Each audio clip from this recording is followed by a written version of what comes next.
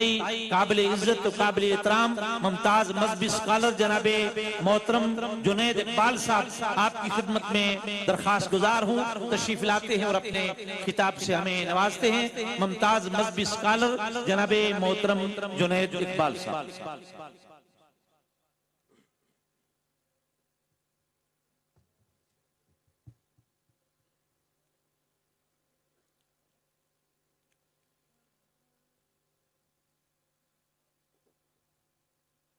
लफ्ज जब तक वुजू नहीं करते, लफ्ज जब तक वुजू नहीं करते, हम तेरी गुफ्तगू नहीं करते। और जिसको मरना नहीं आता वही मर जाता है। अहले तसव्वुफ बैठे हैं, कल्लू बाबा सरकार रहमतुल्लाह अलैह के मानने वाले, चाहने वाले, उनके नाम लेवा, उनके नाम पर मर मिटने वाले बैठे। तो आपकी नजर कर रहा हूं, क्योंकि मेरा मानना यह है कि जो आशिक होता है वो खामोश नहीं होता, इश्क तो बोलता है। जब बात अल्लाह की हो तो अल्लाहु अकबर की सदाओं में बोलता है, जब बात रसूलुल्लाह की हो तो या रसूलुल्लाह के नारे के साथ बोलता है। तो जिसको मरना नहीं आता वही मर जाता है। तुम पे मरता है जो मरने से गुजर जाता है। और इश्क जिस राह पे बेखौफ व खतर जाता है, अक्ल वाला तो उसे देख के डर जाता है। और दिल की मौजों के हवाले है सफीना दिल, इसको खुद भी नहीं मालूम किधर जाता है। और आलम इश्क में हमने तो ये देखा है ज़हीन, आलम इश्क में हमने तो ये देखा है ज़हीन, कोई कितना ही बिगड़ जाए, कोई कितना ही बिगड़ जाए सबर जाता है। इंतहाई काबिल एहतराम पीर तरीक़त कल्लू बाबा सरकार रहमतुल्लाह अलैह के नूर नजर पीर अनवर अली शाह साहब अलैहिर्रहमा के मंजूर नजर और हजरत राजा अकरम शहीद अलैहिर्रहमा के ऐने नजर, हम सब के इंतहाई काबिल एहतराम मोहतरम जनाब राजा सरफराज साहिब, यहां मौजूद इंतहाई काबिल एहतराम दीवान अहमद चिश्ती साहिब, मेरे दोस्त, मेरे भाई, जिनके हुक्म पे मैं यहां पे मौजूद हूं, क्योंकि मैं तो इस स्कूल ऑफ थॉट से ताल्लुक रखता हूं कि सरकार के जिक्र की महफिल में अर्जी देकर बुलाया नहीं जाता, बल्कि हुक्म देकर बुलवाया जाता है। मेरे बहुत ही प्यारे दोस्त जनाब सुहेल इकबाल भट्टी साहब, मेरे छोटे भाई खावर नक्शबंदी, यहां मौजूद तमाम ही उस शाखान रसूल सल्लल्लाहु अलैहि वसल्लम को जो मवाजे के सामने खड़े होकर अस्अलुका शफाअता या रसूल अल्लाह की सदाओं को बुलंद करते हैं, जो रियादुल जन्ना में बैठ के कभी पीर साहब जन्नत के टुकड़े को तो कभी साहिब जन्नत को देखा करते हैं, जो गुंबद खजरा के साये में खड़े होकर अपने गुनाहों की मैल को धोया करते हैं, और जो सरकार अलैहिस्सलाम की बारगाह में हाजिर होकर अपने आमाल पर नहीं बल्कि सरकार की शफाअत पर यकीन रखा करते हैं। आप तमाम लोगों को जुनैद इकबाल की जानिब से अस्सलामु अलैकुम व रहमतुल्लाह। मैं जब उलमाए कराम यहां पर गुफ्तगू कर रहे थे तो ये सोच रहा था कि बात का आगाज कहां से करूं। परवरदिगार का करम, परवरदिगार की रहमत, परवरदिगार की अता हर जगह नजर आती है। तमाम हम उस पाक परवरदिगार के जो हमदों का सिलसिला नेमतों से, दीवान साहब, और नेमतों का सिलसिला शुक्र से जोड़ने वाला, जिसकी मदह तक बोलने वालों की रसाई नहीं, जिसने आफताब और महताब की कंदीलें लटकाई, सितारों की चमकीली चमकियां टांगी, जमीन का फर्श बिछाया, आसमान का शामियाना लगाया, और फिर अपना महबूब लक़द मन्नल्लाहु अलल मोमिनीना इज़ बाअस फ़ीहिम रसूला कहकर हमें अता किया। कि परवरदिगार कैसा रहीम और कैसा करीम है साहब, जरा गौर कीजिए कि उसने हमें माल अता किया, एहसान नहीं जताया। उसने हमें जिंदगी अता की, एहसान नहीं जताया। उसने हमें माँ बाप अता किए, एहसान नहीं जतलाया। उसने हमें बहन भाई अता किए, एहसान नहीं जतलाया। उसने हमें हुस्न जमाल अता किया, एहसान नहीं जतलाया। उसने हमें मनसब अता किया, एहसान नहीं जतलाया। उसने हमें कुर्सी अता की, एहसान नहीं जतलाया। उसने लाखों का मजमा हमें अता कर दिया, लाखों का मजमा। कि मैं देख रहा था कि यहां 3 कब्रें मौजूद हैं, एक आता है, दूसरा जाता है, दूसरा आता है, तीसरा जाता है। यानी ये बावर कराता जाता है कि लीडर वो नहीं होते जो जिंदा चलती फिरती लाशों पर हुकूमत करते हैं। लीडर तो ये होते हैं जो लोगों के दिलों पर हुकूमत किया करते हैं। तो उसने हमें क्या कुछ अता कर दिया, लेकिन एहसान नहीं जतलाया। लेकिन एक जगह पीर साहब एहसान जतला दिया। और कैसा एहसान? इसलिए कि एहसान इतना बड़ा है, इसलिए कि एहसान इतना बड़ा है, इसलिए कि नेमत इतनी बड़ी, इसलिए कि तारुफ इतना बड़ा है, इसलिए कि नाम इतना बड़ा है। यह एहसान जतलाना बनता था कि लक़द मन्नल्लाहु अलल मोमिनीना इज़ बाअस फ़ीहिम रसूला, कि अल्लाह का मोमिनीन पर यह एहसान है कि उसने उन्हीं में से एक रसूल अता किया। कैसी अजीब सी बात। देखिए, ये निस्बतों के सौदे हैं। मैं आज कुछ मुख्तलिफ सी गुफ्तगू करना चाहता हूं। निस्बतों की बात, ये निस्बत वालों की बात, ये जो खामोशी इस वक्त मजमे पे तारी है ना, दरअसल ये जिक्र रसूल का सकीना है जो इस मजमे पे उतर रहा है। जिक्र मुस्तफा और उसके महबूबीन का तस्करा है जो सकीने की सूरत में इस मजमे पे उतर रहा है। और नजर आती है बात कि राजा सरफराज साहब जैसे लोग दरअसल खानकाह में ऐसी तरबियत किया करते हैं कि जब अल्लाह और उसके रसूल का जिक्र हुआ करता है तो लोग इसी अदब से बैठते हैं। देखिए, ये निस्बतों की बात। आपने अमूमन देखा होगा और सुना भी होगा कि लोग ब्रांडेड चीजों को पहनना पसंद करते हैं। घड़ी चाहिए तो ब्रांडेड चाहिए, सूट चाहिए तो ब्रांडेड चाहिए, गाड़ी चाहिए तो ब्रांडेड चाहिए, खबर मोबाइल चाहिए तो ब्रांडेड चाहिए, जूते चाहिए तो ब्रांडेड चाहिए। दीवान साहब, अब हम ब्रांड कॉन्शियस हो चुके हैं कि हर शख्स ये चाहता है कि उसके पास जो चीज हो, जो पहने, जो खाए, जो ओढ़े, जो कुछ भी करे, ब्रांडेड होना चाहिए। लेकिन इस ब्रांडेड को जहन में रख के एक और ब्रांड मैं आपको बताना चाहता हूं। ये ब्रांड्स तो दुनिया के हैं जो खत्म हो जाएंगे। गाड़ी आज है, कल नहीं रहेगी। पीर साहब, कपड़ा आज है, कल नहीं रहेगा। जूते आज है, कल नहीं रहेंगे। गाड़ी आज है, दौलत आज है, मोबाइल आज है, कल नहीं रहेगी। लेकिन एक ब्रांड वो है कि जब वो गर्दन पर टैग की सूरत में गुलामाने मुस्तफा के नाम से लग जाता है तो दुनिया में भी सरफराज करता है और आखिरत में भी सरफराज कर दिया करता है। देखिए, ये इश्क और मोहब्बत की बातें हैं। मैं अभी उलमाए कराम की गुफ्तगू सुन रहा था। खुदा की कसम, मैं अंदर से कांपा। मेरा दिल मुझसे बार बार एक सवाल कर रहा था, और सवाल यह था कि आज हम जिक्र मुस्तफा सल्लल्लाहु अलैहि वसल्लम कितनी हसीन सी महफिल में कर रहे हैं। आज दीन इस्लाम की बातें हो रही हैं, आज दीन की तरवीज की बातें हो रही हैं, आज तबलीग की बातें हो रही हैं। बेहतरीन सी लाइट्स, खूबसूरत सा मौसम है, बेहतरीन सा इंतजाम है। यकीन मानिए, एक लम्हे के लिए जरा आइए, जरा 1450 बरस पहले चलते हैं। हमने दीन को आज फॉर ग्रांटेड लेना शुरू कर दिया है कि कलमा मिल गया, फॉर ग्रांटेड है। दीन दाखिल हो गया घर में, फॉर ग्रांटेड है। दीन अता हो गया, फॉर ग्रांटेड है। हम अल्लाह और उसके रसूल सल्लल्लाहु अलैहि वसल्लम का जिक्र करते हैं, फॉर ग्रांटेड है।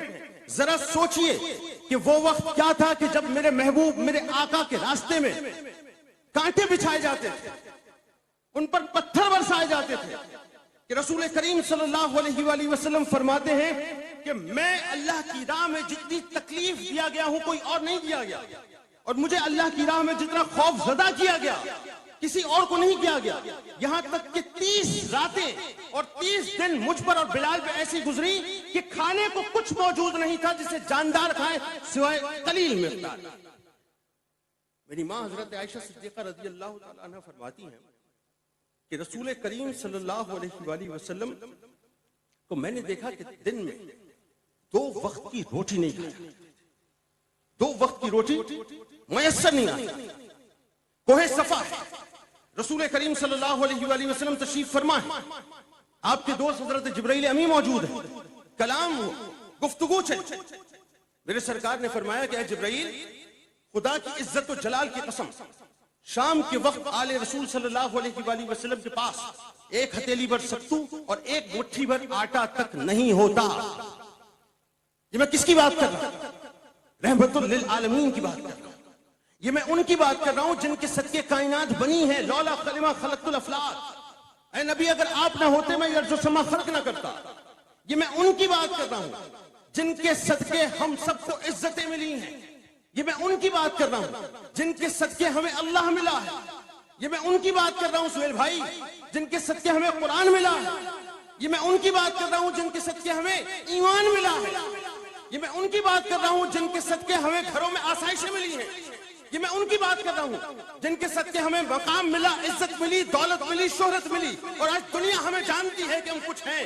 ये उनका मामला था कि उनके घर में 1 हथेली भर सत्तू और 1 जौ का आटे की मुट्ठी तक मौजूद नहीं। उस वक्त जाहिर है महबूब हैं, भाई महबूब फरमाए और मुहिब कुछ कलाम न फरमाए हो नहीं सकता। उसी वक्त अल्लाह तबारक व तआला ने आसमानी फरिश्ते को भेजा, सलाम भेजा अपने महबूब और फिर फरमाया कि जो मेरे महबूब ने फरमाया उससे कह दो कि हमने सुन लिया, अब उससे पूछो। देखिए ये अथॉरिटी की मैं बात कर रहा हूं। मेरे नबी का फक्र मजबूरी में नहीं था, इख्तियारी था। कायनात के सारे खजाने आपके कदमैन में मौजूद थे। एक ठोकर मारते तो ओहद को सोने का कर देते, एक ठोकर मारते तो सौर को, गारे सौर को हीरे का कर देते। लेकिन अल्लाह ने आपको इख्तियार दिया कि पूछो मेरे महबूब से कि वो क्या चाहता है। नबी बंदा बनना चाहता है, नबी बादशाह बनना चाहता है। मेरे रसूल सल्लल्लाहु अलैहि वसल्लम ने नबी बंदा बनना पसंद किया। रसूल करीम सल्लल्लाहु अलैहि वसल्लम पर सोबतें, अरे वो मक्के की गलियां कि जिन गलियों की कसम मेरा रब महबूब के चलने फिरने की वजह से उठाए कि लौक़सिमु बिहाज़ल बलद, पीर साहब लौक़सिमु बिहाज़ल बलद व अंत हिल्लुम बिहाज़ल बलद, कि मक्के में हजर अस्वद मौजूद है। नहीं, हजर अस्वद की वजह से कसम नहीं उठाएगा। मक्के में काबतुल्लाह मौजूद है। नहीं, काबतुल्लाह की वजह से अल्लाह ताला कसम नहीं उठाएगा। मक्के में सफा मरवा मौजूद है। नहीं, अल्लाह ताला सफा मरवा की वजह से कसम नहीं उठाएगा। अरे मक्के में मताफ मौजूद है, हतीम मौजूद है, जहां अंबिया कराम अलैहिमुस्सलाम मदफन है, लेकिन उसके बावजूद भी अल्लाह तबारक व तआला उसकी वजह से मक्के की कसम नहीं उठाएगा। उठाएगा तो इसलिए उठाएगा कि महबूब उन गलियों के अंदर चला फिरा। तो जिनकी नाज बर्दारी का यह आला मुसाफ कि अल्लाह तबारक व तआला उनके चलने फिरने की वजह से मक्के की कसम उठाए और फिर उसके बाद दुनिया को बतलाए कि मैं अपने महबूब को कितना चाहता हूं। जरा सोचिए, उस महबूब पर ताइफ के बाजारों में पत्थर बरसाए गए, उस महबूब को लहू लुहान किया गया, उस महबूब पर मक्के की गलियों को तंग किया गया, उस महबूब पर मक्के की गलियों को तंग करके हिजरत करने पर मजबूर किया गया। अभी मैं सिर्फ रसूल करीम सल्लल्लाहु अलैहि वसल्लम की बात कर रहा हूं और खुदा की कसम मैं उसके बावजूद भी बयान नहीं कर सकता कि मेरे आका मौला सल्लल्लाहु अलैहि वसल्लम पर कितनी परेशानियां, कितनी सोबतें, कितनी तकलीफें उतरी, कितने मसाइब उतरे। ये जुमला रवा रवी में सुन लेना आसान है कि जितना मैं अल्लाह की राह में सताया गया हूं कोई और नहीं सताया गया, और जितना मैं खौफजदा किया गया हूं कोई और नहीं किया गया। रसूल करीम सल्लल्लाहु अलैहि वसल्लम पर मसाइब के पहाड़ तोड़ मक्के की गलियों को छोड़ने पर मजबूर किया गया, और साथ साथ उनके सहाबा का क्या मामला था, आइए सुनिए। ये जो आज हम दीन को फॉर ग्रांटेड लेते हैं, खुदा का वास्ता दीन को फॉर ग्रांटेड मत लीजिए। ये बड़ी कुर्बानियों का नतीजा है जो आप तक पहुंचा है। इस वक्त पूरी दुनिया में मुझे सुना जा रहा है, पूरी दुनिया में QTV के जरिए से मेरा एक परसों का ताल्लुक रहा है QTV के साथ। बड़ा कमाल चैनल है साहब, इसके जरिए से कुरान की तालीमात पहुंचती है। ये पीर साहब ने मुझ पर करम फरमाया कि आज मुझे ये प्लेटफॉर्म दिया, तो दुनिया तक बात पहुंचनी चाहिए। ये जो नौजवान तबका यहां पर बैठा है और जो मुझे टेलीविजन स्क्रीन के उस तरफ सुन रहा है, ऐसे ही दीन नहीं मिल गया साहब। ऐसे ही कलमा तैयबा पढ़ने का हमें शौक नहीं हो गया, ऐसे ही नमाजें हमारे घरों तक नहीं पहुंच गई। दीवान साहब, ऐसे ही कलाम पाक नहीं पहुंचा हमारे पास। अरे आइए, हजरत जुबैर बिन अल अवाम रज़ी अल्लाह तआला अन्हु 12 या 15 बरस की उम्र में आपने ईमान कबूल किया था। तारीख में 12 या 15 बरस उम्र आती है। उनके चचा को जब पता चला, पूरे खानदान ने बाइकआउट किया। आलम यह था कि चटाई के अंदर लपेट कर हजरत जुबैर बिन अल अवाम रज़ी अल्लाह तआला अन्हु को चटाई के अंदर लपेट के मुकम्मल तौर पे बांध के उसके बाद वो धूनी दिया करते थे और कहता था कि मोहम्मद सल्लल्लाहु अलैहि वसल्लम के दीन से फिर जा। लेकिन वो तो आशिक रसूल, वो आशिक रसूल थे। मैं फिर जुमला कह रहा हूं, वो आशिक रसूल थे, वो गुलामान रसूल थे कि जवाब में एक ही जवाब होता था कि नहीं, मैं मोहम्मद मुस्तफा सल्लल्लाहु अलैहि वसल्लम के दीन से नहीं फिरूंगा।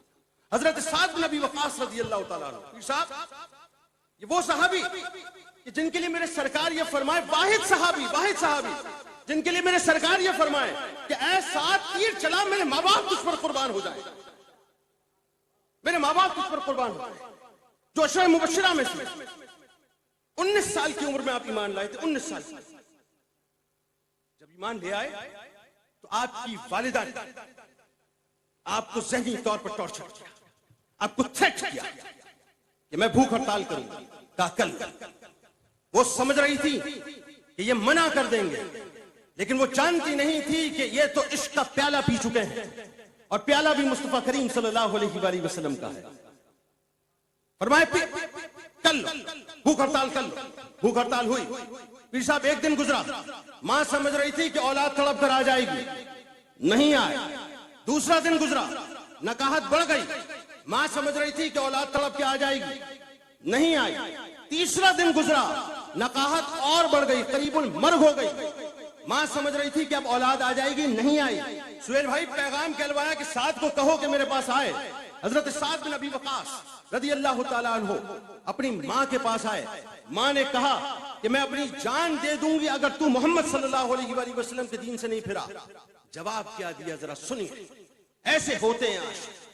जवाब ये दिया कि मां, एक जान क्या है, एक जान क्या है, तेरी एक जान जाए, दूसरी जान जाए, तीसरी जान जाए, चौथी जान जाए, पांचवी जान जाए, यहां तक कि 100 जाने भी चली जाएं, तब भी मैं मोहम्मद मुस्तफा सल्लल्लाहु अलैहि वसल्लम के दीन से नहीं फिरूंगा।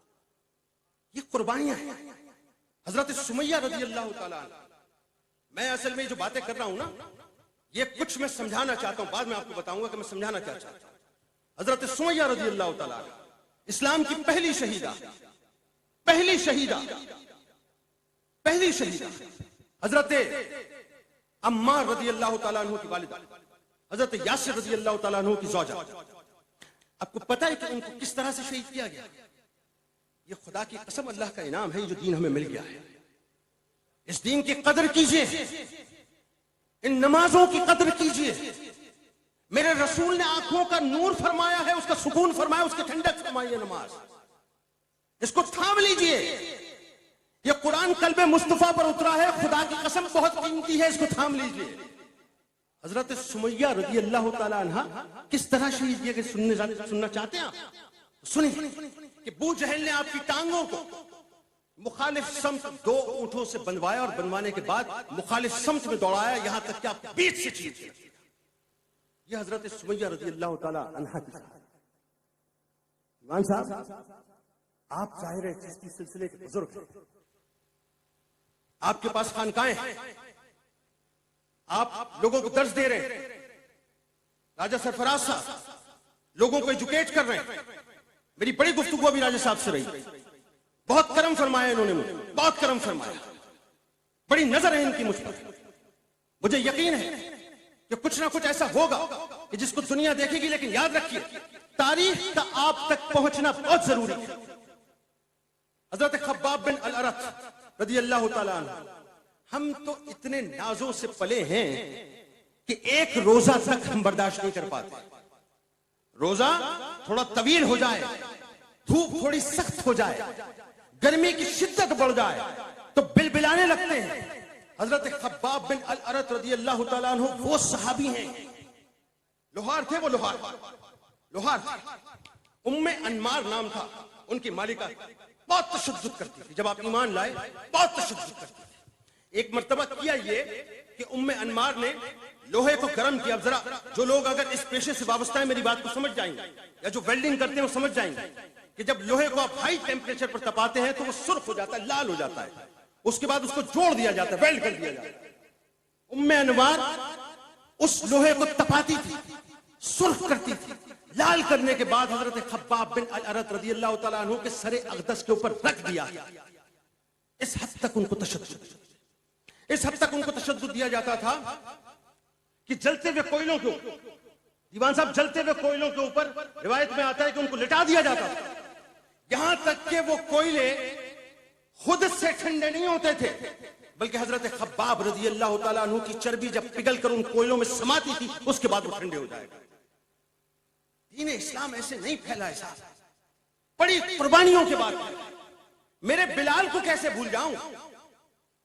हजरत बिलाल रज़ियल्लाहु तआला मुअज्जिन रसूल सल्लल्लाहु अलैहि वसल्लम, पहले मुअज्जिन, और ऐसे मुअज्जिन कि जब मेरे सरकार ने पर्दा फरमाया तो वो कुर्बत चूंकि फिराक में तब्दील हो चुकी थी, तो वो फिराक रसूलुल्लाह से बर्दाश्त न हुआ। शाम से बुलवा लिया कि बिलाल आओ, आकर दीदार क्यों नहीं करवा दिया। ऐसे बिलाल रज़ियल्लाहु तआला अन्हु पे आपको पता है कितनी शिद्दत से तशद्दुद होता था। औबाश नौजवानों के हाथ में रस्सी दे दी जाती थी, वो भी खुर्द, और उनकी गर्दन के अंदर उसको लपेट दिया जाता था। उसके बाद उनको मक्के की गलियों के अंदर घसीटा जाता। उमैया बिन खल्फ जैसा मलऊन यहां पे रुकता नहीं था, बल्कि उसके बाद करता यह था कि जिस वक्त धूप अपनी उरूज पर होती, सूरज अपने उरूज पर होता, तो आपको लिटाता था। लिटाने के बाद आपके ऊपर मजबूत सी ईंट रखने के बाद फिर कदम रख के उसके बाद आपके ऊपर तशद्दुद किया करता था। लेकिन हजरत बिलाल रज़ियल्लाहु तआला अन्हु की जुबान अक़दस सिर्फ आहद और आहद की सदाएं करते।